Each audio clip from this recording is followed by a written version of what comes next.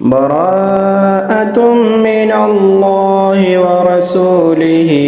إلى الذين عاهدتم من المشركين فسيحوا في الأرض 4 أشهر واعلموا أنكم غير معجز الله وأن الله مخزي الكافرين وأذان من الله ورسوله إلى الناس يوم الحج الأكبر أن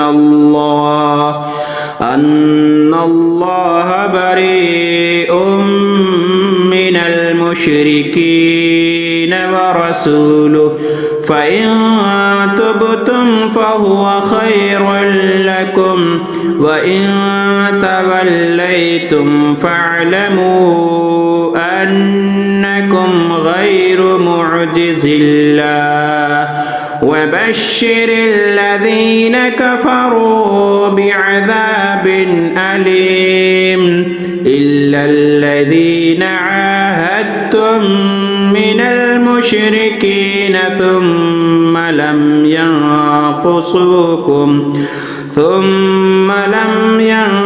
ينقصوكم شيئا ولم يظاهروا عليكم أحدا فأتموا إليهم عهدهم إلى مدتهم إن الله يحب المتقين فإذا انسلخ الأشهر الحرم فاقتلوا المشركين